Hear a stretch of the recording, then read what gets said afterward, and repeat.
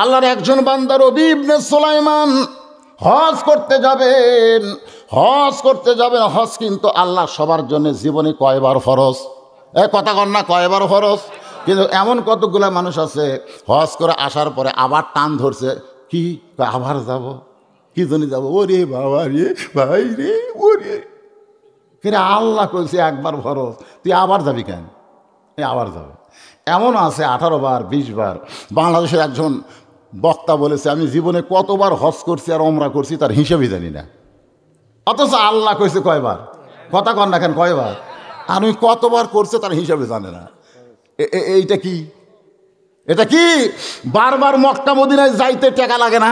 যখন টাকা লাগে না, তুমি হজের টাকা ওই বারবার নষ্ট না করে, আমি বলবো নষ্ট না করে এরকম একটা মাদ্রাসা দিয়ে দাও, যে ভাই জান আমি এবার হজে যাওয়ার চাইছিলাম, মাদ্রাসার ইতিমদেরকে আমি হজের টাকা দিয়ে দিলাম। এই গ্রামে একটা মেয়ের বিয়ে হচ্ছে না, গরিবের মেয়ে বিয়ে হচ্ছে না, তার বিয়ের জন্য দিয়ে দাও। একটা ছেলে এতিম আছে, তার এতিমরে দিয়ে দাও। তুমি বারবার হজ করো, তো কত তোমার কে বলেছে? আমি এরকম ঠেলাত পড়ে যাই, ঠেলাত ইচ্ছা করে না। তো প্রথম 11 সালে আমি কাবা ঘর দেখলাম, বিশ্বাস করেন, কাবা দেখার সাথে সাথেই আমার চোখ দিয়ে দর দর করে পানি পড়লো। কাবার যে কি একটা আকর্ষণ ঝলক করে আমার চোখের মধ্যে ঢুকলো, আর অন্তর কাঁপতে থাকলো, চোখ দিয়ে পানি চলে আসলো। এটা প্রথমবার। দ্বিতীয়বার যখন গেলাম তখন কাবা দেখলাম ঠিকই, কিন্তু চোখত পানি আসলো না। তা আমি কাবার হেরেমে নামাজ পড়ে এসে দেখি মোয়াল্লিমেরা হলের যেটা আমরা থাকি হোটেলের মধ্যে গল্প করতেছে। আমি বললাম, কে রে ভাই, কাবার আঙ্গিনায় 1 রাকাত নামাজ পড়লে 1 লক্ষ রাকাত নামাজের সওয়াব, তা আপনারা নামাজ পড়বার না যায় গল্প মারতেছেন। তাই হুজুর প্রথম আইছেন তো, আমাকে মতন বারবার আসেন, ওই কাবা তার কেউ যাবি না। এই জন্য আল্লাহ করেছে একবারে যে মহব্বত হবে, বারবার সেই মহব্বত আর থাকবে। প্রথম নবীর রওজা দেখার জন্যে আমি যে কান্দা কাঁদছিলাম, আর রওজা দেখার পরে যে তাওয়াজ্জু আমি পেয়েছিলাম, এরপর যতবার গেছি ওইটার নাই। একটু মনোযোগ দিয়ে শুনবেন। রবি ইবনে সুলাইমান হজ করতে যাবেন। দূরের একজন আত্মীয়র বাড়ি থেকে যখন নিজের বাড়িতে আসতেছেন রাত্রিবেলায়, এমন সময় দেখে রাস্তার পাশে কে যেন কি করতেছে। ওয়ালা ইয়াহুদ্দু আলা তাআমিল মিসকিন, কে যেন কি করতেছে দেখে। একটা মহিলা কাছে গিয়ে দেখে, একটা মহিলা মরা গাধার গা থেকে গোস্ত কেটে টোপলা বাঁধতেছে। রবি ইবনে সুলাইমান আশ্চর্য হয়ে গেল যে গাধা খাওয়া হারাম। গাধা খাওয়া কি? আর মরা গাদার গোস্ত তো ডবল হারাম। এই মেয়েটাই কাম করতেছে। আমার মনে হয় এই মেয়েটা কোনো হোটেলের সাথে যোগাযোগ আছে, এরকম গোস্ত নিয়ে যা দেয় কিন্তু পয়সা পায়। তাছাড়া একটা মানুষ তো মরা গাদার গোস্ত নিজে খাবে না। রবি ইবনে সুলাইমান চিন্তা করলো নেগেটিভ চিন্তা, আর এরকম চিন্তা করাও অস্বাভাবিক নয়। বাংলাদেশে একটা হোটেলের পিছু থেকে কুকুরের কয়েকটা হাড্ডি বাজে পরীক্ষা করছে, কুকুরের হাড্ডি। তোমরা কুকুরের হাড্ডি কেন করে? খাসি বানায় আমরা খাওয়াইছি, দেখছেন বাংলাদেশে কুকুর খাসি বানায় খাওয়ায়। তা আমি মুরগি নিয়ে যাচ্ছি ঢাকাতে, গাড়ি জ্যামের মধ্যে পড়ে গেল। তা আমি বললাম, কে ভাই, এই জ্যামের মধ্যে যে গাড়ি পড়লো, আমরা না হয় ওয়াশ করে তোমাকে মুরগি জ্যাম মরে যাবি না? হুজুর কমপক্ষে 20-30টা মরবি। লস হবি রে। হুজুর কি কয়, লস কিসের? আমি বললাম, ভাই মরবি যে। হুজুর কি কয়, জেতা মরা একই। এখানে আল্লাহ তাআলা বলতেছেন, আর আইতাল্লাযী ইউকাযযিবু বিদ্দীন, ধর্ম নিয়ে কারা, ধর্মের মধ্যে কারা মিথ্যাবাদী। মিথ্যাবাদী ধর্মের ভিতরে কারা? হুজুরেরা না নেতারা? এটা কিন্তু আজকে পরিষ্কার করা লাগবে, ঠিক কিনা বলেন? একটা হলো ধর্ম ব্যবসায়ী, ওরা কিন্তু সিজনাল, মাঝে মাঝে। আর একটা ধর্মীয়, তারা কিন্তু সিজনাল না, মাঝে মাঝে না, তারা হলো সব সময়। ধরে কোন কথা ঠিক কিনা? ধর্মের নামে কারা মিথ্যাবাদী? এখানে প্রথম কথা বলেছে ফাযালিকাল্লাযী ইয়াদুল ইয়াতীম ওয়ালা ইয়াহুদ্দু আলা তাআমিল মিসকিন ফাওয়াইলুল লিল মুসাল্লিন।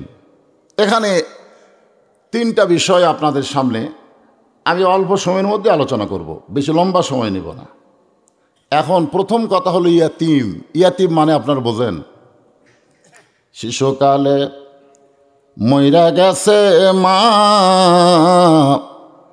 গর্ভে থাকতে মরছে পিতা নবী চোখে দেখলেন না, কে করিবে লালন পালন, কে দিবে সান্ত্বনা, এই দুনিয়ার বড় এতিম নবী ছিলেন একজনা। আল্লাহ অন্য জায়গায় বলেছে আলাম ইয়াজিদিকা ইয়াতীমান ফাআওয়া। এতিমদেরকে ধমক দেওয়া যাবে না, এতিমদের সঙ্গে খারাপ ব্যবহার করা যাবে না, এতিমদেরকে হক থেকে বঞ্চিত করা যাবে না, নানা বিষয়ে আলোচনা। এখন মূলত এতিমকে, যার বাপ নাই, আমাদের ধারণা যার বাপ নাই তিনি এতিম। অথচ আল্লাহ রাসূল বলেছেন মায়ের পেটে থাকতে আমি এতিম হয়েছি, কিন্তু দুনিয়াতে আসার পরে আমি এতিম ছিলাম না। যখনই একজন দাসী আবুল আহাবের কাছে গিয়ে বলছে যে আবদুল্লাহর বউ আমিনার পেট থেকে ফুটফুটে একটা সুন্দর ছেলে জন্ম নিয়েছে, সঙ্গে সঙ্গে আবুল আহাব বললেন এই যে আমার একটা ফুটফুটে ভাতিজা হওয়ার খবর তুই দিলি, এই কারণে তোকে আমি আজাদ করে দিলাম, যা আজ থেকে তুই আর আমার বাদী না, তোকে আমি মুক্ত করে দিলাম। তাহলে চিন্তা করেন নবী আমাকে এতিম ছিল? যে চাচা নবী হওয়ার পরে তাকে মারলো, যার কারণে মানলো না, মারছে, মারার কথা বলতেছি, তাব্বাত ইয়াদা আবি লাহাবিও ওয়া তাব্বা, সেই চাচা খবর শুনে কি খুশি না বেজার? তাহলে জন্ম নেওয়ার পরে খুশি, কিন্তু নবী হওয়ার পরে বেজার।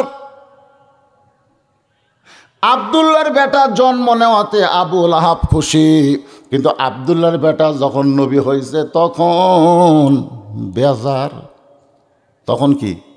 সবচাইতে বড় এতিম হলো এই ব্যক্তি যে কোরআনের মাহফিলে আসে, কোরআনের আলোচনা শোনে, কিন্তু কোরআনকে বাস্তবে গ্রহণ করে না। এর চাইতে বড় এতিম আর কেউ না। জোরে কর কথা, ঠিক কি না? এরাই হলো ধর্মের নামে সবচাইতে বড় মিথ্যাবাদী, যে রাত জায়গায় জায়গায় কোরআন শুনবে আবু জেহেলের মতন, কিন্তু কোরআনের আইন মানবে না। এদের মতন এতিম কেউ নাই। এতিম মানে কেউ অসহায়। আজকে আপনারা কি ভাবতেছেন? আপনাদের চাইতেও আবু জেহেল ভালো শ্রোতা ছিল, জানেন? আপনারা তো বসার জায়গা পাচ্ছেন, আর বসারই জায়গা হয়নি। সারা রাত দাঁড়িয়ে দাঁড়িয়ে কোরআন তেলাওয়াত শুনেছে, আর সকালবেলায় মিটিংয়ে বলেছে এত সুন্দর কোরআনের বাণী, রাতটা কোন দিক দিয়ে গেল আমি বুঝবারই পারিনি। আবু সুফিয়ান বলে, নেতা, যেই কোরআন শুনতে এত ভালো লাগে সেই কোরআন ধরলে অসুবিধা কি? এই যে শুনতে আইছেন, এটা ধরা লাগবে, ধরা। এটা ধরবার গেলে মাদের সাথে আপনারা দেখবেন দুটা পেশাবখানা দেখলাম, একটা নতুন একটা পুরাতন, ঠিক কিনা বলেন? আছে না নাই? আমি গতবার দেখে গেছি নতুন, এবার দেখলাম নতুন। এরা যদি এক আধ বছরও থাকে কিন্তু এভাবে পেশাবখানা ময়লা হবে না, কিন্তু একদিনই কাম সারছে, ভিতরে ঢোকাই যাচ্ছে না, এত ময়লা। কারণ এদেরকে কোরআন শরীফ ধরানোর জন্য পেশাব করাটাও শেখানো হয়। লা ইয়ামাসসুহু ইল্লাল মুতাহহারুন। ততক্ষণ পর্যন্ত কোরআন শরীফ তুমি ধরতে পারবা না যতক্ষণ পর্যন্ত তুমি পবিত্র না হবা। ওমর ফারুক যখন বোনের কণ্ঠে কোরআন শরীফ শুনেছিলেন, ওমর ফারুক মুসলমান হওয়ার আগে, এক সময় তো খুব মারলেন ওই লোকের কথায়। মারার পরে বললেন তুই যেটা পড়লি ওটা একটা আমারে দে। বোন বলতেছে ভাই ওটা দেওয়া যাবে না, কারণ ওটা স্পর্শ করার আগে আপনাকে পবিত্র হওয়া লাগবে। কি হওয়া লাগবে? পবিত্র হওয়া লাগবে। তাহলে পবিত্র হইতে গেলে কি করা লাগবে? পবিত্র হইতে গেলে ওযু করলে হবে না, গোসল করলে হবে না। পবিত্র হইতে গেলে এক নম্বরে তোমাকে ঈমান গ্রহণ করা লাগবে। কি গ্রহণ করা লাগবে? ঈমান। ঈমানের কলেমা পড়লেই হবে না, ঈমানকে গ্রহণ করা লাগবে। আজকে আমাদের বাংলাদেশে কলমা পড়া মুসলমান বহু আছে, নাই? যত বুড়া হিন্দু আছে বাঁচিয়া তারা সবাই কলমা পড়া।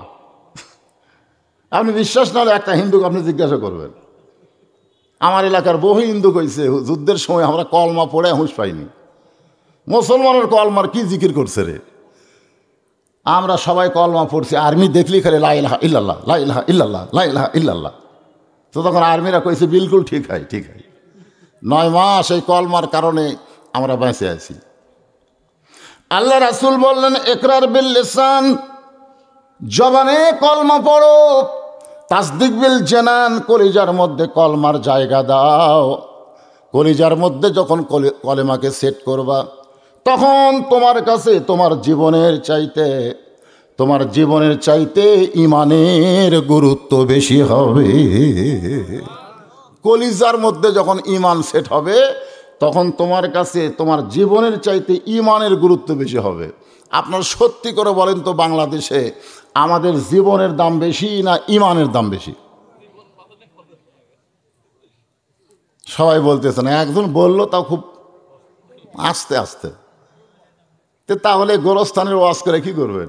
আচ্ছা, যে কয়টা গোরস্থানে মরিছে এরা যদি বেঈমান হয়ে কবরে যায়, এদের জন্য হাফেজি মাদ্রাসা করাও লাভ নাই, ওরকে জন্য সালাম দেওয়াও লাভ নাই, ওদের জন্য দোয়া করাও লাভ নাই, কারণ মরার সময় ওরা বেঈমান হয়ে মারা গেছে। তো কেউ বেঈমান হয়ে মরছে এটা আমরা বলতেছি না। যদি মরে, বর্তমান পরিবেশে যেভাবে আমরা সমাজে চলতেছি, আমাদের ইমান নিয়ে মরা খুবই কঠিন। একটা কথা আপনার স্বীকার দিতে পারলেন না যে জীবনের চাইতে ইমানের দাম বেশি, এ কথাটা আপনার বলতে পারলেন না। আপনি যতই চেষ্টা করেন, আপনি আপনার জীবন বাঁচাবার পারবেন না। যত চেষ্টা করেন, যতই ফোর্স রাখেন, যতই আর্মি রাখেন, র্যাব রাখেন, চারিদিকে আপনার ঘিরা থাকলেও হয়তো আজরাইল আসলে তখন আর ওই ঘিরা টিরা থাকবে না। থাকবে? মরতে হবেই। তো তাহলে মরতে যখন হবে, তাহলে বাঁচার জন্য এত চেষ্টা করার কি দরকার? কিন্তু আমরা একটু চেষ্টা করলে আমাদের ইমানকে আমরা বাঁচাবার পারি। তাসদিক বিল জানান, কলিজার মধ্যে ইমানের জায়গা দেওয়া লাগবে। আমল বিল আরকান, ওই ইমান অনুযায়ী আমল করা লাগবে। আপনারা বলেন তো, ইমানকে সঠিক জায়গায় রাখতে গেলে যে আমলটা আমাদের করতে হবে, 1 নম্বরে সে আমলের নাম কি? আসতে কনকে পারে? কতদিন আপনারা শুনছেন লা সলাত লা ইমানা, যার নামাজ নাই তার ইমান নাই। লা সলাত লা দীনা, যার নামাজ নাই তার কোনো ধর্ম নাই।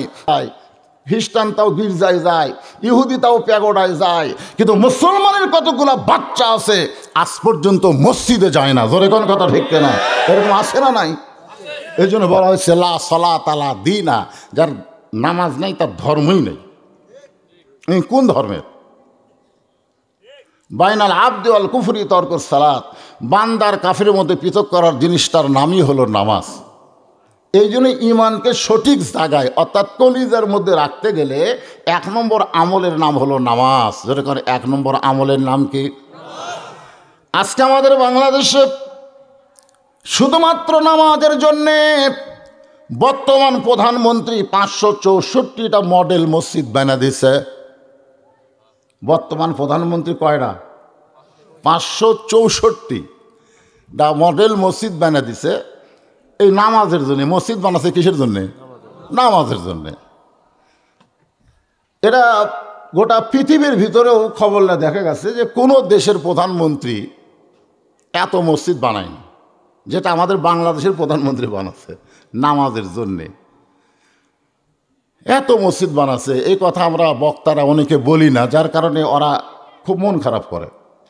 হুজুরা এই প্রধানমন্ত্রী এই কথাটাও বলে না।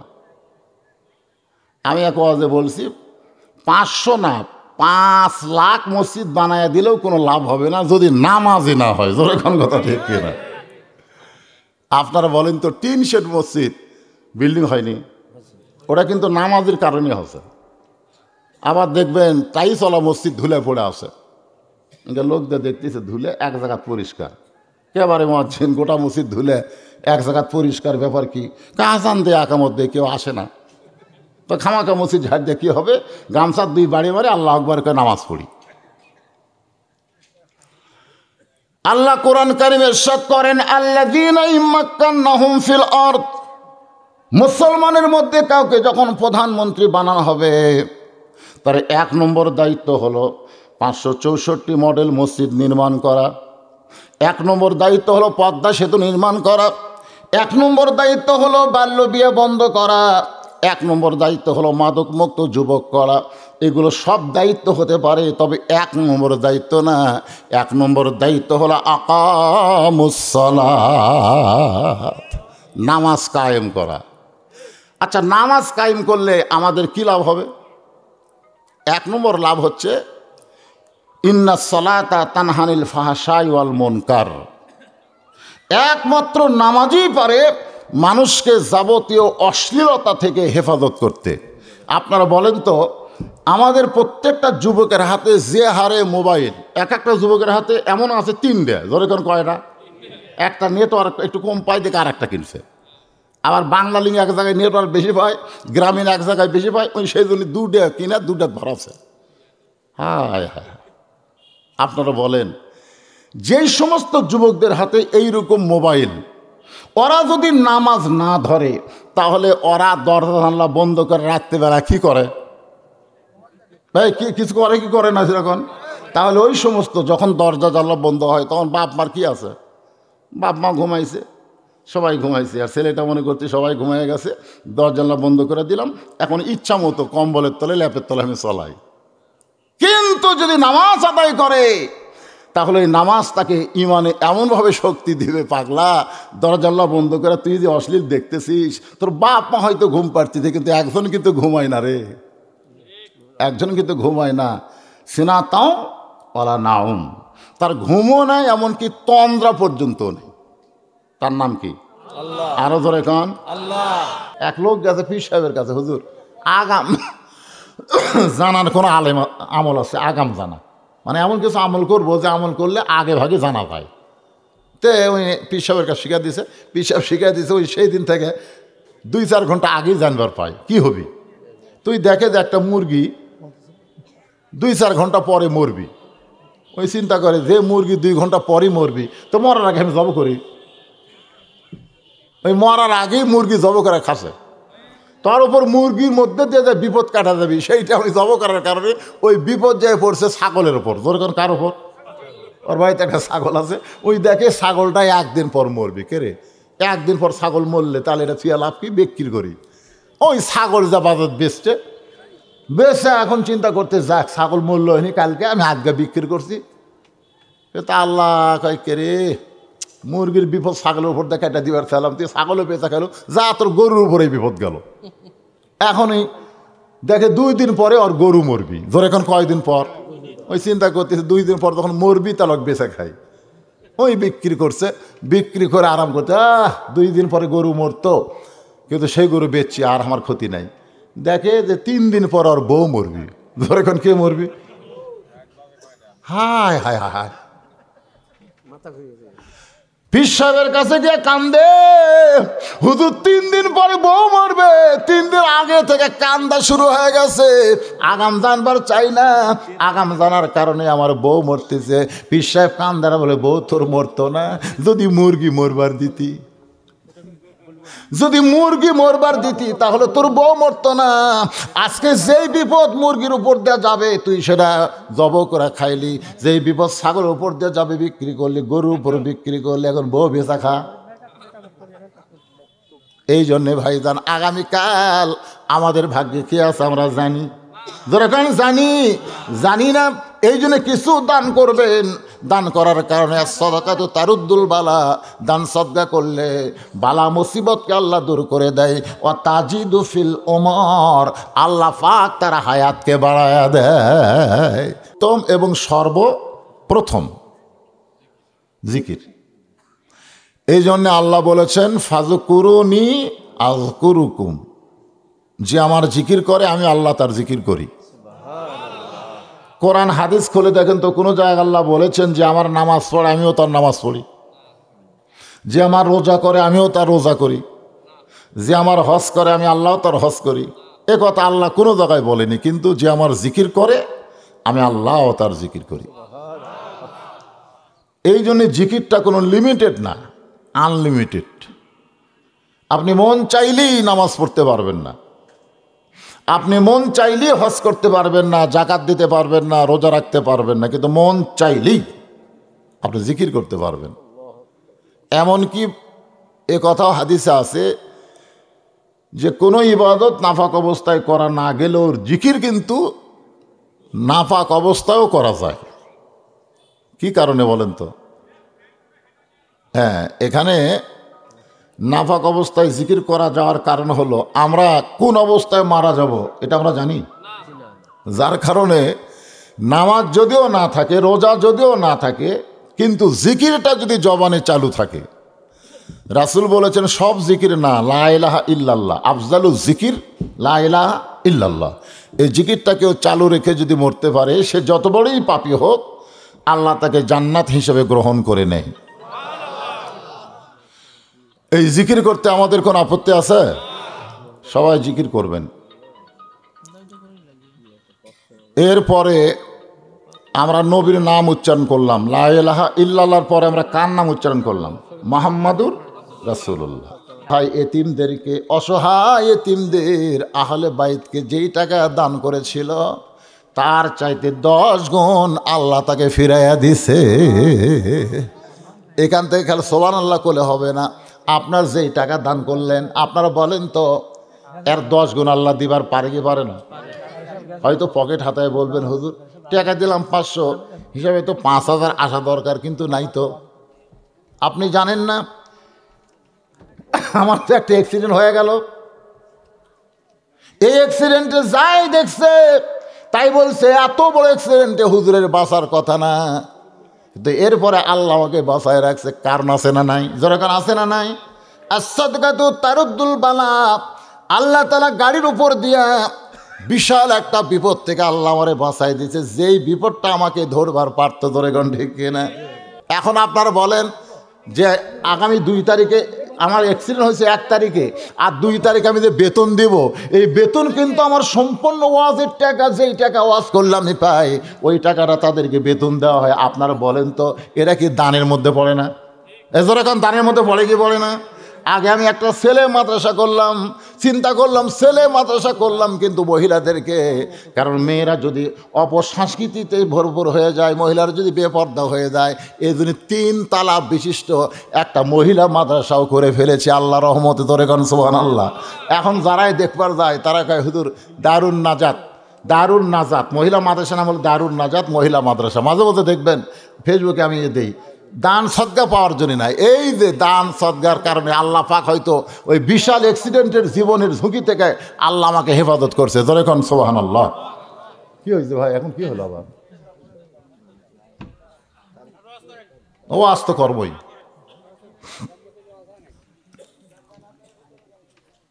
খবর নাই রে, খবর নাই রে, খবর নাই আমার ভাতিজা এখন কোন জায়গায়। আপনাকে এমপি মন্ত্রী সাহেব আমার কিন্তু সম্পর্কে ভাতিজা, বুঝতেছেন না? আপনাকে তো আসার আগেই বলেছি, সেই ছোট্ট থেকে 28 বছর থেকে না 27 বছর থেকে, আবার নিয়ে আরো কমে দিছে রে। আমি কখনো 28 60 থেকে 27, আবার কমালো 26। যাক আরো কমো। ও এটা বাড়ির সাথে, মাশাআল্লাহ। যদি এসে থাকে বাবা তাড়াতাড়ি চলে আসোটে, যে মানে অসুস্থ মানুষ তো, দীর্ঘক্ষণ কথা বললে আমার বুকটা ব্যথা করতেছে। একটু জিকির করেন লা ইলাহা ইল্লাল্লাহ, লা ইলাহা ইল্লাল্লাহ, লা ইলাহা, লা ইলাহা, লা ইলাহা ইল্লাল্লাহ মুহাম্মাদুর রাসূলুল্লাহ। একটু মেহেরবানি করে আল্লাহ রাসূল আলী রে, কে তোর কাছে অন্না কিনেছে তুই কি বলতে পারিস? কে রে বাজান, আমি বসে আছি নিচে যা, আসো আসো।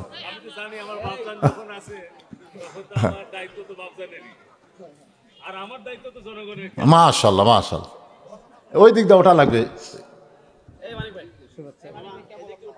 হ্যাঁ এখানে উপরে এসে বললে আর ভালো দেখতে পাবে। আসো। আলহামদুলিল্লাহ। বাজান একটু খেয়াল করবেন কি বলতেছিলাম, মনে নাই, ভুলে গেছেন? হযরত আলী বসে আছে, এই বাবা তোমরা যেটা করবে একটু করো। হযরত আলী বসে আছেন আর রাসূল বলবেন, আলী রে যে তোর কাছে ওন্না কিনেছে এইটা দুনিয়ার কোনো মানুষ না, এইটা হলো আল্লাহর ফেরেশতা। কারণ ফাতেমা হলো জান্নাতি নারীদের নেত্রী, তার ওন্না দুনিয়ার কোনো মানুষ কিনবে এটা আল্লাহ পছন্দ করে নাই। এজন্য ফেরেশতাকে মানুষ বানায় তোর কাছ থেকে 6 দিরহামে ওন্না কিনে ওই ওন্নাটা আল্লাহ তাআলা জান্নাতের মধ্যে যত্ন করে রাখা দিয়েছে। আলী রে, যেই ফকির তোর কাছে ভিক্ষা চাইলো, ওই যাকে তুই ভিক্ষা দিলে 6 দিরহাম, ওই ফকিরও হচ্ছে আল্লাহর ফেরেশতা। ওই ফেরেশতা যে তোকে 6টা দিরহাম দিয়ে ওন্না কিনেছে, ওই ফেরেশতাকে আল্লাহ তাআলা আবার ফকির বানায় দিছে। ওই ফকিরটা তোর কাছ থেকে 6 দিরহামের ভিক্ষা নিয়ে যখন চইলা যায়, মনটা বড় খারাপ, মনটা বড় খারাপ। ফকিরের মন, ফেরেশতার মনটা বড় খারাপ। আল্লাহ বলে মন খারাপ কেন? বলে আল্লাহ সন্তানের খাবার জন্যে বিবির অন্না বিক্রি করে 6 দিরহাম দিলা, আবার সেই 6টা দিরহাম ফকির বানায় ফেরত নিলা, তাহলে লাভটা কি? আল্লাহ বলে এতই যদি কষ্ট হয় তাহলে একটা উট বিক্রি কর আলীর কাছে বাকিতে। ওই ফেরেশতা উটওয়ালা হয়ে তোমার কাছে বাকিতে 100 দিরহামে উটটা বিক্রি করলো, আবার ওই ফেরেশতাই খরিদ্দার হইয়া 160 দিরহাম দিয়া তোমার কাছে উটটা কিনলো। তোমাকে বোঝানোর জন্যে 1 দান করলে আল্লাহ তাকে 10 দিয়া দেয়। ধরে কারণ সুবহানাল্লাহ। এখানে আজকে আমরা দানের মাধ্যমে, দান পাওয়ার মাধ্যমে, দানের ফজিলত সম্পন্ন সূরা মাউনের কিছু আলোচনা করলাম। একবারে এতগুলো লোক কোথায় ছিল? সব দৌড়ে আইছে, মাশাআল্লাহ। সবাই মোনাজাতে শামিল হও। আল্লাহুম্মা আমিন। আল্লাহুম্মা আনতাস সালাম ওয়া মিনকাস সালাম তাবারাকতা ইয়া যাল জালালি ওয়াল ইকরাম। আয় আল্লাহ তাআলা, কঠিন শীতের ভিতরে মাগরিবের নামাজের পর থেকে রাত 1:45 পর্যন্ত এ দীর্ঘ সময় তোমার পাগল বান্দা বান্দিরা আরামের বাড়ি, আরামের ঘুমকে বাদ দিয়া কোরআন হাদিসের মহব্বত কলিজার ভিতরে নিয়ে এই জান্নাতের বাগানে বসে বসে কোরআন হাদিস শোনার শেষে আমি গুনাহগারের সঙ্গে রহমতের দরজায় ফকির হয়ে দোকানা হাত তুলেছে। মেহেরবানি করে আজকের মাহফিল আমাদের সকলের হেদায়েতের জন্যে, নাজাতের জন্যে, জান্নাতের জন্যে কবুল করে নাও। এই মাহফিলের শুরু থেকে শেষ পর্যন্ত যতটুকু আলোচনা হয়েছে আল্লাহ, এর মধ্যে যদি ত্রুটি হয়, ভুল হয়, মাফ করে দাও। এর যা হাদিয়া মঞ্জুর করো সোনার মদিনায় নবী পাকের রওজা মুবারকে আল্লাহ কবুল করে নাও।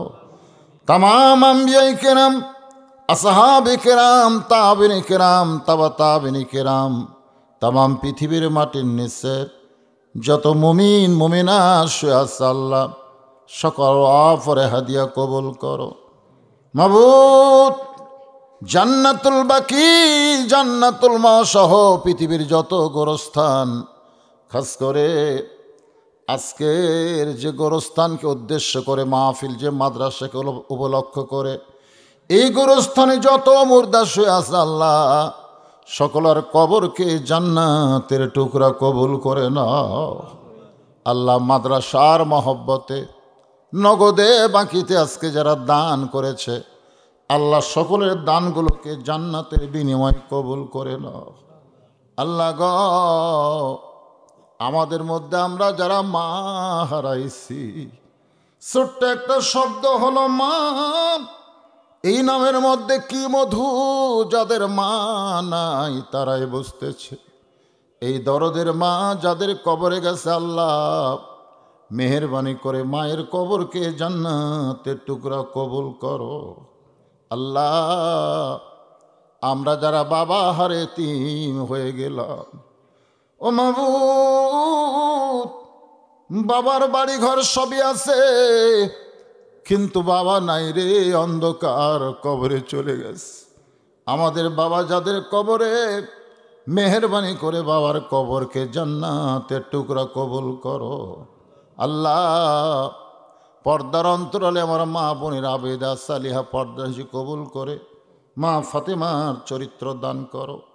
আল্লাহ, আমাদের মধ্যে আমরা যারা অসুস্থ, খাস করে আমার জনম দুখুনি মা প্যারালাইজ হয়ে গেছে, স্ট্রোক করেছে, অসুস্থ অবস্থায় আছে, আমি আমরা যারা অসুস্থ অবস্থায় মেহেরবানি করে আমাদের সকলকে সুস্থতার নিয়ামত দান করে দাও। আল্লাহ, সিংড়ার গৌরব, মাটি এবং মানুষের নেতা, অতি অল্প বয়স থেকে দীর্ঘ সময় পর্যন্ত দিয়ে আসতেছে। মানুষ যাকে ভালোবেসে ছোটবেলায় নেতা বানায়া দিচ্ছে। আল্লাহ আমার ভাতিজাকে পুনরায় জনগণের খেদমতে কবুল করে না। আল্লাহ তাআলা যত সমাপ্ত কাজ আছে সমস্ত কাজে আল্লাহ তুমি কবুল করে নাও। আল্লাহ তার মনের সমস্ত নেক আশাকে আল্লাহ তুমি কবুল করো। আল্লাহ তাআলা আসমানি বালা জমিনি বালা থেকে সমস্ত বিপদ আপদ থেকে আল্লাহ সিংড়ার এই কৃতি সন্তানকে আল্লাহ তুমি হেফাজত করো। আল্লাহ আমি গুনাহগার বলে আমার হাতের দিকে না তাকায়া এ হাজার হাজার বান্দা বান্দে হাত তুলে আমিন আমিন করতেছে। যার দুইখানা হাত তোমার পছন্দ হয় সে হাতের ওসিলায় গোটা মাহফিলকে আল্লাহ তুমি কবুল করো। আজকের মাহফিলের সম্মানিত সভাপতি, আজকের মাহফিলের বিশেষ অতিথিবৃন্দ, আজকের মাহফিল আলেম ওলামা হাফেজকারী ইমাম মুয়াজ্জিন হাদিস সাহেব মুরব্বী যুবক কচি কাঁচা সকলকে আল্লাহ তুমি কবুল করো। মাদ্রাসার সভাপতি, সেক্রেটারি, কেশিয়ার, মাদ্রাসার মোহতামিম, মাদ্রাসার ওস্তাদ, মাদ্রাসার তালবে ইলম যার মাথায় পাগড়ি দেওয়া হলো, আল্লাহ সকলকেই তুমি কবুল করো। আল্লাহ সমূহ আসন্ন বিপদ থেকে বাংলাদেশকে তুমি হেফাজত করো। আল্লাহ আল্লাহ রহমত বরকতের দরজা খুলে দাও। প্রত্যেকটা জিনিসের দ্রব্যমূল্য বেড়ে গেছে, এগুলো কমানোর রেজেকের ব্যবস্থা তুমি করো। আল্লাহ সাংঘর্ষিক থেকে আমাদের দেশকে মুক্ত করো। আমরা সকলে ভাই ভাই মিলেমিশে থাকতে চাই। আল্লাহ এমন ইমানি শক্তি আমাদেরকে দান করে দাও। আল্লাহ সুবহান রাব্বিকা রব্বিল ইজ্জাতি আম্মা ইয়াসিফুন ওয়া সালামুন আলাল মুরসালিন আলহামদুলিল্লাহি রাব্বিল আলামিন। ওয়াজাল আখিরাতি কালিমাতুনা ইনদাল মাউতি লা ইলাহা ইল্লাল্লাহু মুহাম্মাদুর রাসূলুল্লাহ সাল্লাল্লাহু আলাইহি সাল্লাম। একবার মুসা আলাইহিস সালাম তুর পর্বতে গিয়ে আল্লাহকে বলতেছে, আল্লাহ তোমার ঘুম ধরে না। আল্লাহ বলতেছে, মুসা তোমার কি মনে হয়? মুসা বলতেছে, একলা একলা থাকো তো, গল্প করার মানুষ না থাকলে কি হবে? আল্লাহ কয়, মুসা যা এক গ্লাস পানি নিয়ে আয়। মুসা আলাইহিস সালাম এক গ্লাস পানি ভরা নিয়ে এসে তুর পর্বতের কিনারায় দাঁড়ায় আছে। আল্লাহ বলতেছে, তারে ঘুম মুসাক ধর। ঘুম এসে মুসাক ধরছে, গিলাস পড়া ভাঙ্গা চুরমার। আল্লাহ কয়, মুসা পানির খবর কি? মুসা কয়, আমার ঘুম আছে, তুমি জানো না? পানি চাইছো, তাড়াতাড়ি পানি নিবা, এই দেরি করার কারণে আমার ঘুম ধরছে, হাতের থেকে গিলাস পড়া ভেঙে গেছে। আল্লাহ কয়, দেখো মুসা, ঘুম থাকার কারণে একটা গিলাসকে তুমি হেফাজত করনি। আমি আল্লাহর যদি ঘুম থাকতো, কুল কায়নাত কেমনে হেফাজত হতো? জোরে কোন সুবহানাল্লাহ।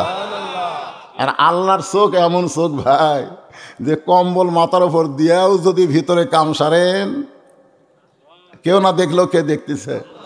অনেকে মনে করে দরজা জানলা বন্ধ করে সমানে কালে সিল মারবি, কেউ দেখবি না। জাগাবো তো মার হবি। জোরে কোন কথা ঠিক কিনা? দুই কান্দে দুটো ফেরেশতা আছে না নাই? জোরে কোন আছে না নাই? তোমার দুই কান্দে দুই মোহরি লেখিতেছেন ডায়েরি, দলিল দেখে রায় দিবে, টাকা পয়সার নাই কারবার। কিরামান কাতিবিনা ইয়ালামুনা মা তাফআলুন। তাহলে আমল বিল আরকান, আমলের মাধ্যমে প্রকাশ করা লাগবে। তার মধ্যে এক নম্বর হলো নামাজ। সূরা মাউনের মধ্যে নামাজ সম্পর্কে বলা হয়েছে, ফাওয়াইলুল লিল মুসাল্লিন। ধর্মের নামে মিথ্যাবাদী কারা? জুমার নামাজের শেষে যায় যারা, আগে বার হয় তারা, এরা হলো ধর্মলিয়া মিথ্যাবাদী। এই নামটা এতই দামি এবং পবিত্র নাম, যে নামটা উচ্চারণ করলে দরুদ পড়া আমাদের উপর ওয়াজিব হয়ে যায়। আর এই দরুদটা এতই ওজনের দরুদ যে কান্দের ফেরেশতা সব কিছু লিখতে পারলো, এই দরুদ কিন্তু লিখতে পারবে না। হ্যাঁ, এটা কিন্তু লিখতে পারবে না। এটা একদল ফেরেশতা এখানে আল্লাহ নিযুক্ত রাখছে। আপনি যতবার দরুদ পড়বেন, দরুদগুলো ফেরেশতারা নবীর কাছে এই ঠিকানা সহ, আজকের এই ঠিকানা সহ রাসূলের কাছে জমা দিবে। আমি আপনি সবাই মদিনায় যাওয়ার ভাগ্য নাও হতে পারে, ঠিক কিনা বলেন? মদিনায় যাওয়াই যে খুব বড় কিছু তা কিন্তু না। অনেকে আমরা আবেগে বলি, মনে বড় আশা ছিল যাব মদিনায়। আমি 11 সালে যখন প্রথম হজ করতে যাব, প্রথম আমার মনের বড় আশা যে আল্লাহর কাবা ঘর দেখবো, রাসূলের রওজা দেখবো, ইচ্ছা মতো সালাম দেবো, ইচ্ছা মতো তাওয়াফ করবো, ইচ্ছা মতো চুমা খাবো, এরকম একটা ভাব নিয়ে গেছিলাম। কিন্তু ওখানে যায় ভাইরে ঠেলা ঠেলি ভাই। তো একটা কথা আমি অনেকদিন আগেও বলেছিলাম, আজকেও বলতেছি, এটা আমার দুর্বলতা। সেটা হলো, একটা তখন এরকম অটো ভ্যান আসিল না, ভ্যান। ওই ভ্যান চালক আমারে বলছে, হুজুর আপনি যখন হজ করবার যাচ্ছেন আমার সালামটা আপনি রাসূলকে দিবেন, আমার নাম ধরে বলবেন যে অমুক ভ্যানওয়ালা আপনাকে সালাম দিছে। আমি তখন বলেছিলাম, ভাই আমি জীবনে কোনোদিন যাইনি রে, আমার সালামে আমি ঠিক মতো দিবার পারি কিনা, তোরটা কেমনে দেব, আমার উপরে এত বিশাল চাপ তুই দেশ না। তখন ও রাগ করে বলছিল, এই কথা যদি কোনো এমপি বলতো, কোনো ডাক্তার বলতো, কোনো চেয়ারম্যান বলতো, আপনি কি এভাবে উত্তর দিবার পারতেন? কিন্তু আমি ভ্যানওয়ালা, আমার কথাকে আপনি গুরুত্বই দিলেন না। আমি বললাম, তোর কথা গুরুত্ব দিয়েই আমি বলেছি। কয় হুজুর আজকে আমার টাকা নাই, পয়সা নাই, এই জন্য আমি মদিনায় যাবার পারতেছি না। আপনার আছে বলে আপনি যাচ্ছেন। ও একবারও মক্কার কথা কয়নি, খালি কয় মদিনা। ওর যে কী মদিনার ভাব আল্লাহ ভালো জানে। তাই ওরে কইলাম, ঠিক আছে তোমাকে একটা আমল দিই। আমি ওকে একটা দরুদের আমল দিছিলাম, এই আমলটা তুমি এইভাবে করো। এই আমলটা যদি এইভাবে করতে পারো, আমার বিশ্বাস তুমি মদিনায় যাবার না পারলেও মদিনার মানুষটার সঙ্গে আল্লাহ তোমার দেখা করায় দিবে। আমি ওরে আমল দিলাম, তাকায় দিকে ওর চোখের কোনো পানি। ওই ভ্যানওয়ালা আমলটা নিয়ে চলে গেছে। আমি কিন্তু খুব গুরুত্ব দিয়ে কইনি, ওরা একটু সাইজ করার জন্য, আমার কাছ থেকে সরে দেওয়ার জন্য এই আমলটা ওরে দিছিলাম। হজ করে আসার পরে দেখি আমার অফিসেও 1 কেজি মিষ্টি নিয়ে আইছে। আমি বললাম, ভাই সবাই গেছে আমার বাড়িতে, তুমি আইছো অফিসে? বাড়িতে গেলে তুমি জায়নামাজ পাইতা, টুপি পাইতা, খুরমা খেজুর পাইতা, জমজমের পানি পাইতা, ওগুলো আমার একটাও লাগবে না, এর চাইতে বড় কিছু পাইছি, যার জন্য আপনাকে মিষ্টি খাবার আইছি। আমি কইলাম, তুমি কি পাইছো? বলে, হুজুরে আমলের বিনিময়ে আল্লাহ রাসূলের সঙ্গে এ পর্যন্ত 3 বার আমার সাক্ষাৎ হয়েছে। ভাইজান আমি সেই দিন যে কান্না করেছিলাম, এত কান্দা আমি কোনোদিন কান্দিনি। যে আমি লক্ষ লক্ষ টাকা খরচ করে রাসূলের জায়গা মতো সালামি দিবার পারলাম না মদিনার জায়গা, আর ও বাংলাদেশে থেকে রাসূলের সঙ্গে 3 বার দেখা করলো। এই পাওয়ারটা হলো এই দরুদের, জোরে কোন সুবহানাল্লাহ। এই জন্যে যেখানেই থাকি, যে অবস্থায় থাকি, যখনই নবীর নাম উচ্চারণ হবে জবান বন্ধ রাখবেন না। আপনার মুখের দরুদ একদল ফেরেশতা রাসূলের রওজা মোবারকে পৌঁছায় দিবে। আমরা সকলেই দরুদ পড়ছি আর একবার, সাল্লাল্লাহু আলাইহি ওয়াসাল্লাম। অনেকগুলো পাড়া মিলে এখানে, পাঙ্গাশিয়া, শিবপুর, চাকলাউয়া, আসলে হয় না, বুঝলেন না, চশমা ছাড়া হয় না। চকলাড়ুয়া, বাহাদুরপুর, গাইন, সোনাপুর এবং রামপুর যৌথ উদ্যোগে জামিয়া মোহাম্মদিয়া আরাবিয়া হাফিজিয়া মাদ্রাসার উন্নয়ন কল্পে আজকের ইসলামী জলসা হালকায় জিকির দোয়ার মাহফিলে আল্লাহ তাআলা যাকে সম্মানিত সভাপতির আসনে কবুল করেছেন, আমি আমার অন্তরের অন্তঃস্থল থেকে আজকের মাহফিলের সম্মানিত সভাপতিকে শুভেচ্ছা জ্ঞাপন করছি। আজকের এই মাহফিলের সম্মানিত পরিচালক সাহেব, যিনি মাহফিলকে পরিচালনা করতেছেন, তিনি আমারে যে পরিচালনা করতে গিয়ে 10:30টায় কেন তুলে দিলেন আমি বুঝতে পারলাম না। আমি এর আগেও এখানে কয়েকবার আইছি, কিন্তু যে কয়বারে আইছি আমি কিন্তু এশার আগে আইছি। আপনারা খেয়াল করে দেখবেন যে আপনাদের মনের মধ্যে কোনো ধোঁকা সন্দেহ যেন না থাকে, কারণ শয়তানটা এখন আগেই বলে বেড়ায় বদরুশিদ আসবে না।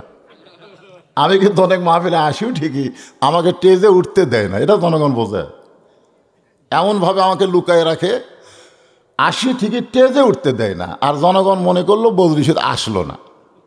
এ না আসার রেকর্ড কিন্তু খুবই কম, আসার রেকর্ডই বেশি, ঠিক কিনা? খান আপনারা বলেন যে এই মাহফিলে আপনারা দাওয়াত দিচ্ছেন, আমি কোনোবার ফাঁকি মারছি?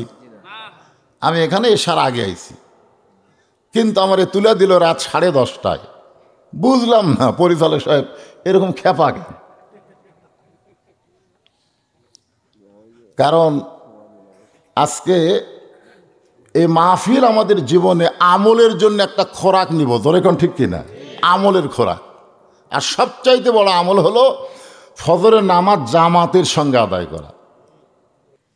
আমাদের তো জায়গাই নাই, মাত্র ছোট্ট একটা দেশ, 18 কোটি মানুষ, এর মধ্যে আবার ওরা ঝামেলা কেন? কিন্তু বাংলাদেশের মানুষের কলিজা বড়, ঠিক কিনা বলেন? যার কারণে রোহিঙ্গা মুসলমানরা আমরা জায়গা দিয়ে প্রমাণ করেছি, ছোট হলেও আমাদের মন বড়, জায়গা কম হলেও আমরা জায়গা দিবার পারি। তার দ্বারা দাঁড়িয়ে আছে, ওরা কি রোহিঙ্গা? ওরা তো আমাদেরই ভাই। ওদের জায়গা দেওয়ার জন্য এই মাঝখানে এই জায়গাটা একটু সামনের চাপে বসেন তো, এই যে মাঝে ফাঁকা দেখা যায়, একটু চাপে বসেন, আসেন একটু আল্লাহর রাস্তায় জমে বসেন। যারা দাঁড়িয়ে আছে এই সুযোগে আপনারা বসেন।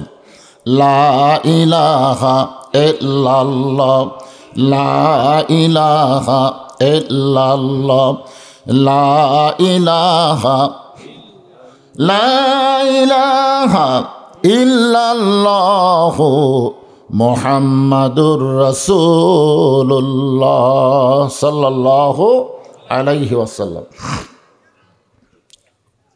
আমার সামনে যারা বসে আছেন আল্লাহর পাগল, আল্লাহর পাগল, সুবহানাল্লাহ বলেন। কোরআন হাদিসের আকর্ষণ করে যাই নিয়ে এই জান্নাতের বাগানে যারা বসে আছেন, আমি আমার অন্তরের অন্তঃস্থল থেকে আপনাদের সবাইকে শুভেচ্ছা জ্ঞাপন করছি। সম্মানিতা মা বোনেরা, পর্দার অন্তরালে বসে বসে যারা আলোচনা শুনতেছেন, আমি আমার অন্তরের অন্তঃস্থল থেকে সম্মানিতা মা বোনদেরকেও শুভেচ্ছা জ্ঞাপন করে দীর্ঘ 1 বছর পরে এই মুহূর্তে জানতে চাচ্ছি আপনারা সকলে কেমন আছেন? জি আলহামদুলিল্লাহ, ভালো আছেন। আলহামদুলিল্লাহ আলা কুল্লি হাল।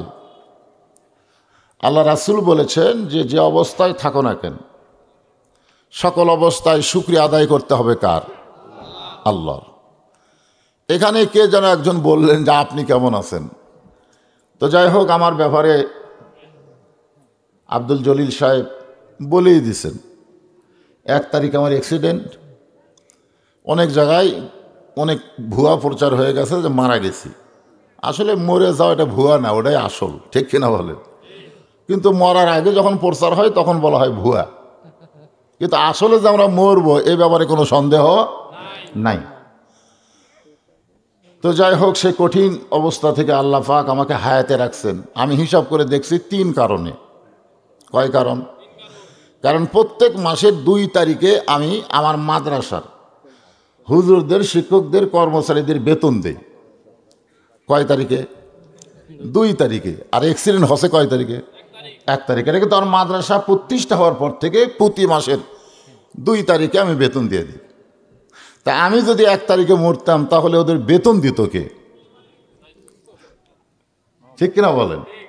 তো যাই হোক, এটা একটা কারণ। আর একটা কারণ হলো আমার মা। যখন আমি মার সঙ্গে দেখা করি, সকালেই করি আর বিকালেই করি। বর্তমানে আমার মা স্ট্রোক করে অসুস্থ অবস্থায় আছে। তো আমার মা আমাকে একটা কথাই বলে, বাবা তুই তোর বাপের জানাজা করছিস, আমার জানাজাও করা লাগবে, ও আদা দে। আমি তখন বলতাম, মা কে কখন মরবে এটা বলা যাবে না, হয়তো দেখবেন আপনি বাঁচা আছেন, আমি মরে গেছি। মা বলতেছে আমি সবসময় দোয়া করব আল্লাহ যেন আমার আগে তোর মৃত্যু না দেয়। মায়ের দোয়াকে আল্লাহ শোনে না? অবশ্যই শোনে। তাহলে আমার কপালে হাত দেওয়া আদা দে। আমি মায়ের কপালে হাত দেওয়া আদা দিলাম যে আল্লাহ আমি যেন আমার মায়ের জানাজা করতে পারি। হয়তো মা তো এখনো মরে নাই, হয়তো জানাজা করার জন্য আল্লাহ পাক আমাকে হায়াত দান করছে। সুবহানাল্লাহ বলে। আর একটা হলো, আল্লাহ আমাকে 3টা মেয়ে দিয়েছে, ছেলে দেয়নি। তা আপনাদের দোয়ায় আল্লাহ রহমতে আমার 3টা মেয়ে এত পরহেজগার, ওরা তাহাজ্জুদের নামাজও পড়ে। আর লাস্টে বেটার আশায় যে বেটি লিছি লাস্টে, এটা কিন্তু আসলে মেয়ে নেওয়ার নিয়তে না, একটা ছেলে নেওয়ার নিয়তে। ও বর্তমানে তানজিমুল উম্মাহ মাদ্রাসায় হেফজ করতেছে। আপনার দোয়া করেন, হাফেজের বাপ হবার না পারলেও হাফেজ আর বাপ যেন হতে পারি, সকল বলেন আমিন। যাই হোক, আপনারাও দোয়া করছেন যে মরুক আমাকে ওয়াজের পরে, ঠিক না? এখন হয়তো এই কারণে আপনাদের সঙ্গে আমার সাক্ষাৎ হলো। তা আমি জিজ্ঞাসা করলাম কেমন আছেন, আপনারা আলহামদুলিল্লাহ বললেন। এতগুলো মানুষের মধ্যে একজন বললেন হুজুর আপনি কেমন আছেন? তা আমিও বলতেছি আলহামদুলিল্লাহ, আলহামদুলিল্লাহ রব্বিল আলামিন। যে আল্লাহ শারীরিক সুস্থতা দান করে মানসিক প্রশান্তি লাভের জন্য আজকের এই কোরআন কারিমের মাহফিলে আমাদেরকে আল্লাহ একত্র হওয়ার তৌফিক দিলেন।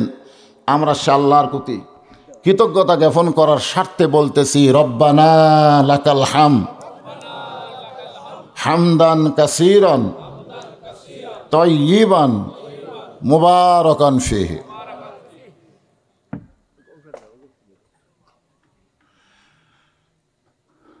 আপনি কি এবারে এমপির দাঁড়াচ্ছেন নাকি? হ্যাঁ, আচ্ছা আচ্ছা। আমি আপনাদের একটা অনুরোধ করব যে কোনো নেতা যখন আসে আপনারা এই কোরআনের উপরে কোনো নেতার গুরুত্ব দেবেন না, বুঝছেন? আমি দেখি এই নেতারা যখন আসে তখন মনে করেন কোরআন শরীফ কি আর বক্তা কি।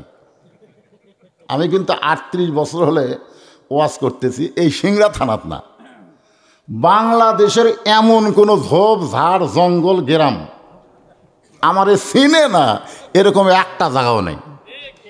সিলেট কোন চিটাগাং কোন একবারে কক্সবাজারে যায় আমি আর বউ চলে গেছিলাম বেড়াবার, 3 দিন আসছিলাম, আমার 1 টাকা খরচ করা লাগেনি কক্সবাজার। কথা বুঝলে? তো ব্যাপারটা হলো এখানে বজলুল রশিদের কোনো গল্প চলবি না, চলবে কার কথা? 2 নেতাই আসুক আজকে, 2 জনে তো ভোটার ডাল আছে নাকি? এখন 2টা আসলে একসাথে চান্স দেওয়া হবে, জনের কাছে দোয়া নেবি। এখন ওয়াজ শুরু করতেই যদি এইটারে দিই দরকার আছে। আমি বলেছি যে আমি বক্তব্য দিব না, আপনার মাধ্যমে সালাম জানাই দোয়া চাই, আমি বলেছি আগেই। ও আগে বলছেন? আচ্ছা আচ্ছা ঠিক আছে, আমি বিদায় নেব। আচ্ছা আমার জন্য দোয়া হ্যাঁ দোয়া করি ইনশাআল্লাহ। সালাম দিলাম। আচ্ছা, আমার মাধ্যমে সালাম দিল, সকলে বলেন ওয়ালাইকুম আসসালাম। আগে থেকে খুব আমার সম্পর্কে আত্মীয় হচ্ছে।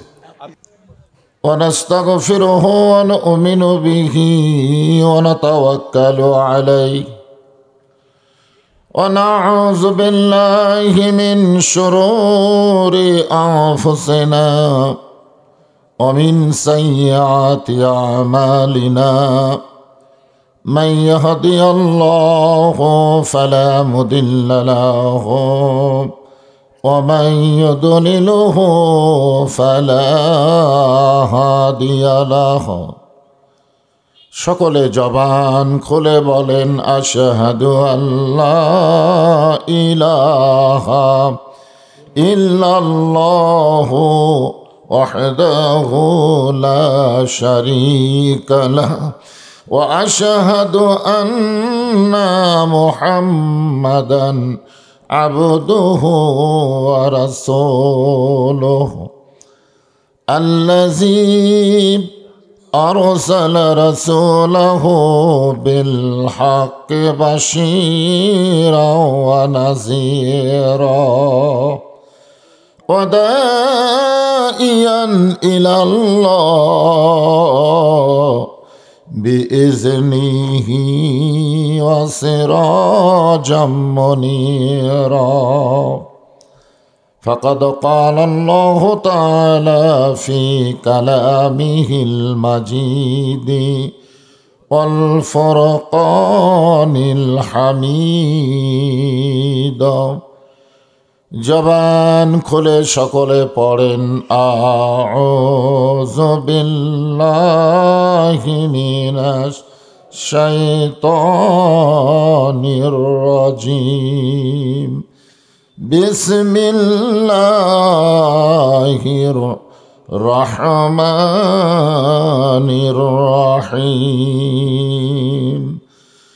আরাআইতাল্লাযী ইউকাযযিবু বিদ্দীন ফাযালিকাল্লাযী ইয়াদউল ইয়াতীম ولا يحض على طعام المسكين فويل للمصلين الذين هم عن صلاتهم ساهون الذين هم يراءون ويمنعون الماعون إن الله وملائكته يصلون على النبي يا أيها الذين آمنوا صلوا عليه وسلموا تسليما اللهم صل على مولانا محمد وعلى آل سيدنا شفيعنا তোর পাহাড়ের ধুলি লাগিয়া মুসা নবীর সম্মান বেড়ে যায় তোর পাহাড়ের ধুলি লাগিয়া মুসা নবীর সম্মান বেড়ে যায় নূর নবীজির জুতার ধুলাই দয়ার নবীজির জুতার ধুলাই আল্লাহর আরশ ধন্য হয় সাল্লাল্লাহু আলা মুহাম্মাদ সাল্লাল্লাহু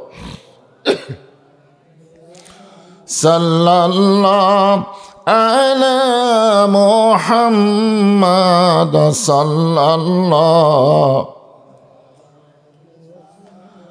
মশরকে হুব্বে মুহাম্মদ সকলে বলি সাল্লাল্লাহু আলাইহি ওয়াসাল্লাম मतलाए दीवानी माँ मतलाए खुर्शीद इश्कास सीनाए सुजानी माँ बलागल उला बिकमालिही कशफत दुजा बिजमालिही हसनत जमीअ खसालिही सल्लो अलैहि व आलिहि अल्लाहुम्मा आमीन।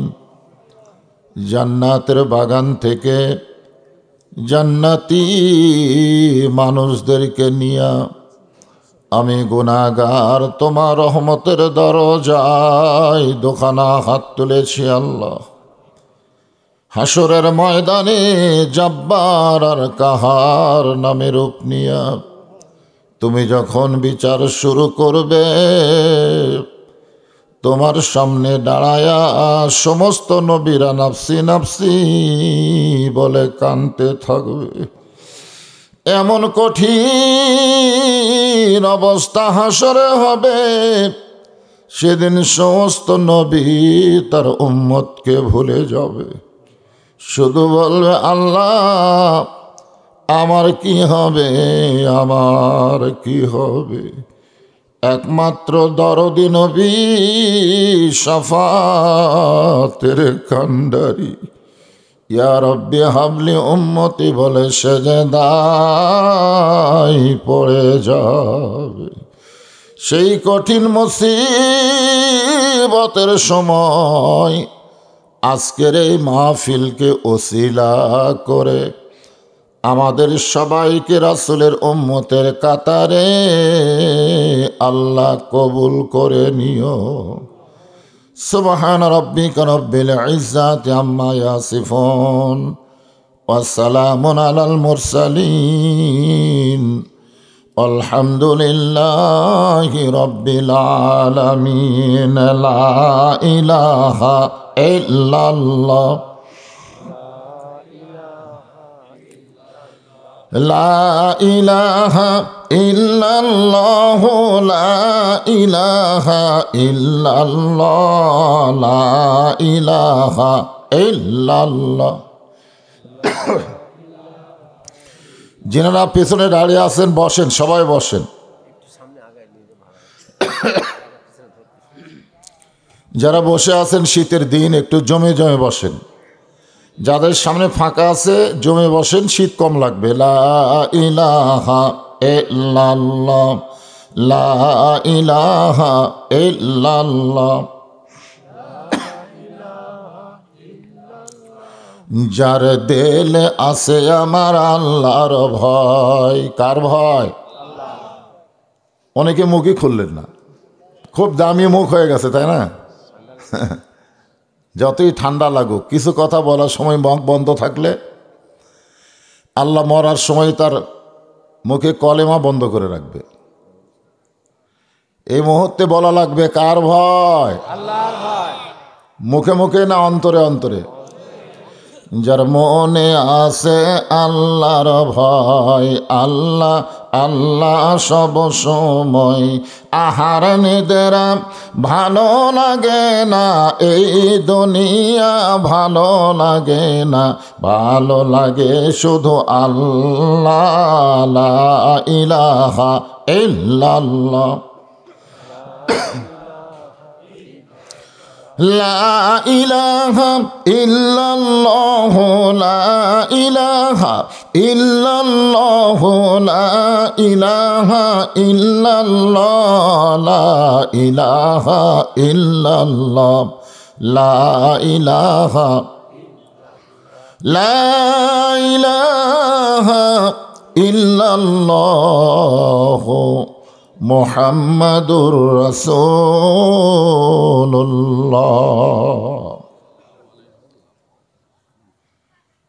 দুই একজনে আপনারা বললেন, শোনা গেল, সবাই বলেননি। সব মাহফিলে আমি বলে থাকি, এটা বলা আমাদের জন্য জরুরি।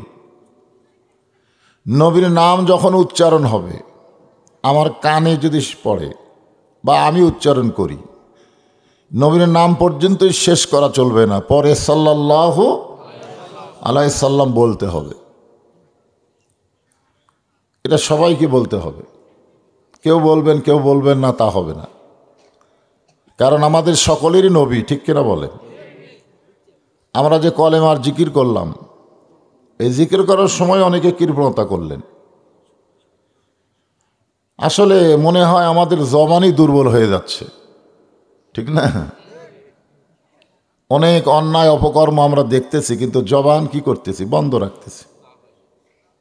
এই কারণেই হয়তো আমরা দুর্বল হয়ে যাচ্ছি দিন দিন। আর আমরা দুর্বল হওয়ার কারণে জুলুম কিন্তু আমাদের উপরে বেশি হচ্ছে। মানুষের সব কিছু বন্ধ থাকলেও জবানটাকে খুলে রাখতে হয়। আমার ওয়াজের মধ্যে আপনারা সব পেয়েছেন, এমন কোনো বিষয় আমি বাকি রাখিনি। একটা ন্যাংরা মানুষ, পঙ্গু মানুষ বাড়িতে আছে, চেতন আছে, এমন সময় খুব শক্তিশালী একটা চোর বাড়িতে ঢুকতেছে। ওই পঙ্গু লোকটা যদি জবান খোলে, কে রে? আপনারা বলেন তো, যতই শক্তিশালী চোর হোক, থাকবে না পালায় যাবে? কি লাঠি লাগলো? খালি জবান খুললো। আজকে গতকালই 200 টাকা পেঁয়াজ, আজকে আবার 100 হলো। মনে হয় আমাদেরকে নিয়ে কেউ খেলতেছে, জোরে কোন কথা, ঠিক কিনা? অথচ জবান নাই, অথচ কি নাই? জবান নাই। এই যে কলেমার জিকির করলেন, সকলে জবান খুললেন না। আপনারা কি এটা জানেন যে শুধুমাত্র এই কলেমাকে গ্রহণ করার অপরাধে, কলেমার জিকির করার কারণে আল্লাহ নবীর 17 জন সাহাবীকে কাফেরেরা অন্যায়ভাবে হত্যা করেছে, এই জিকির করার কারণে। কারণ সর্ব উত্তম এবং সর্বপ্রথম ইবাদত হলো জিকির।